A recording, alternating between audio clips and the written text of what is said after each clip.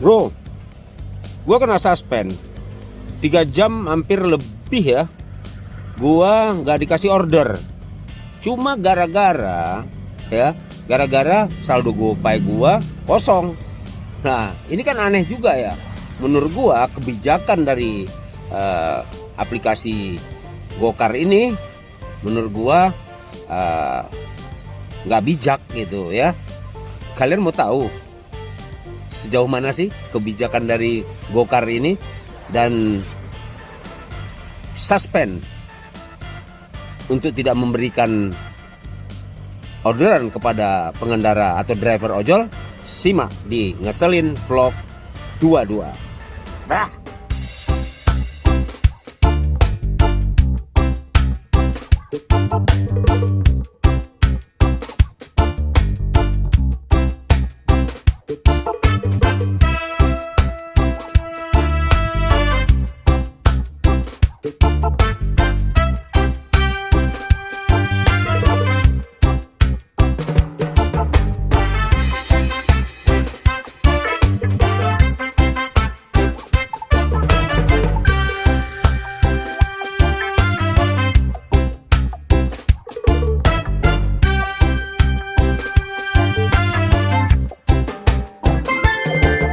Assalamualaikum warahmatullahi wabarakatuh. Jumpa lagi kita di Ngeselin Vlog 22 ya bro ya.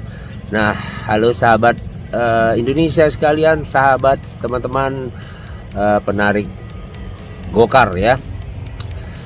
Nah, gua hari ini melalui Ngeselin Vlog 22 channel YouTube kami, yaitu saya sebenarnya si Gundul ini ya, si Gundul, cuman sekarang udah pirang rambutnya, bersama Agung Air Canvas, partner gua yang sedang mencari berita lah ya, berita lain untuk vlog Ngeselin Vlog 22 ini. Makanya kita bagi tugas. Nah, gua sambil membawa atau narik Gokar, gua mau sedikit ya dibilang kesel, dibilang enggak ya nggak bisa juga kan gitu. Nah, ini masalah begini, aplikasi Gokar ini kan memotong fee-nya aplikasi Gokar ini melalui GoPay kita. GoPay itu adalah hasil daripada pembayaran dari para penumpang yang kita bawa. Ada yang menggunakan cash dan menggunakan GoPay. Misalnya GoPay-nya dia bayarnya 160.000, berarti GoPay-nya 160.000 masuk ke GoPay, nggak cash. Kalau cash ya cash. Nanti ketika ada saldo kita yang cash tadi, dia potong itu nanti dari GoPay kita yang ada di situ. Yang karena kita kan dibayar cash nih, nanti saldo kita di GoPay itu dipotong sama dia sebagai fee-nya. Nah, yang menjadi masalah adalah ketika gua nih umpamanya lagi kosong GoPay-nya.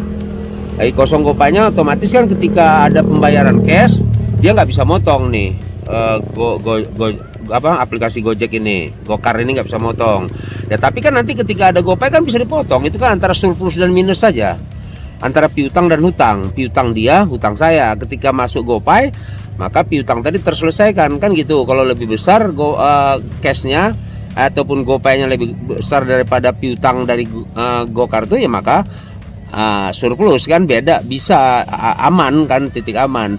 Nah, ada konsekuensinya ketika kita punya kosong GoPay-nya, ada peringatan segera diisi ya, nanti aja belum ada uangnya, umpamanya kita bilang gitu kan.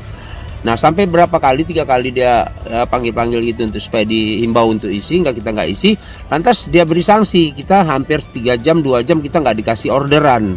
Ini kan nggak fair juga, cara ini tidak merupakan manajemen yang nggak bijak namanya ini. Jelas gua garis bawahi sekali lagi nih, manajemen yang nggak bijak.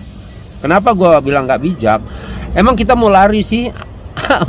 Maksudnya emang kita mau lari kemana? Kan gitu kan? Gak usah takut, semua terakomodir di sini semua melalui aplikasi. Ketika gue nggak bayar ataupun ketika GoPay-nya kosong, otomatis kan minus di saldo GoPay-nya, minus dia piutang, utang kita juga ada, posisi dia piutangnya jadi minus di situ, nggak bisa motong dia. Nanti ketika penumpangnya membayar melalui GoPay, ya tinggal potong aja kan gitu, impas kan, sama aja. Tapi jangan dikasih sanksi nggak bisa ngasih apa orderan di apa sama servernya, ordernya ditahan atau ada apa, saya nggak ngerti. Ini dari jam 12 tadi sampai hampir jam 3 ini saya nggak dikasih orderan. Ini kan nggak, kalau menurut gua garis bawahi sekali lagi, ini nggak bijak ini cara-cara seperti ini. Nah itu aja gua minta ya, tolong dimengerti lah ya, nggak bisa begitu juga. Kita udah saling membantu ya, kita dibantu oleh Gokar ya, penghasilan kita. Nah mereka juga kita bantu juga, kalau nggak ada kita kan mereka nggak bisa juga menghasilkan aplikasi mereka. Sebaliknya aplikasinya nggak ada, kita juga nggak bisa bekerja sebagai driver Gokar. Itu aja, ada take and give kan gitu. Nah yang kedua, ada satu hal yang paling nggak ini banget, yaitu ketika kita sedang membawa penumpang 500 sebelum mencapai titik antar, itu sudah bunyi lagi masuk orderan baru. Oke, it's okay, makasih banyak, rezeki kan gitu. Tapi secara etika, secara sopan, itu nggak sopan juga. Gua harus ketak-ketik ini supaya ngasih kabar sama yang mesan kedua itu supaya sabar karena gue lagi ngantar penumpang. Nggak gitu juga, gue nggak mau, gue diamin aja. Akhirnya beberapa ada yang karena kelamaan, walaupun dia mungkin ngelihat kita lagi ngantar, dia cancel. Nah ini sebenarnya seperti apa sih?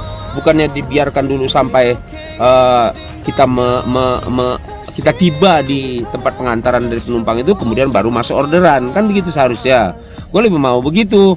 Jadi etikanya kita mengutak-atik, kita sambil nyetir mengantar penumpang yang pertama tadi, karena ini takut nanti dia cancel, kita otak-atik nanti di depan kita nggak bisa ngelihat, nabrak dong, atau terganggu juga penumpangnya ini yang sedang kita bawa. Nah itu mohon perhatian juga gitu loh ya. Jangan ada kesetaraan lah, keseimbangan lah semua. Yang gue bilang tadi, kalau masalah saldo GoPay itu plus minus lah gitu ya. Yang plus minus tadi seharusnya diperhatikan lagi ya. Jadi sama-sama enak gitu. Oke. Ini cuman saran ya, cuman himbauan juga kepada aplikasi Gokar, supaya yang dalam ini Gojek aplikasi, supaya lebih diperhatikan lagi. Jangan hanya mau enak sendiri aja, karena sama-sama memberi keuntungan. Ya, seperti yang gue bilang tadi, aplikasi mendapat keuntungan dari driver Gokar, Gokar mendapat keuntungan dari aplikasi Gokar. Itu aja ya bro, yang ngeselin vlog dua-dua ya ngeselin juga jadinya kan gitu. Sampai ketemu di next video. Assalamualaikum warahmatullahi wabarakatuh.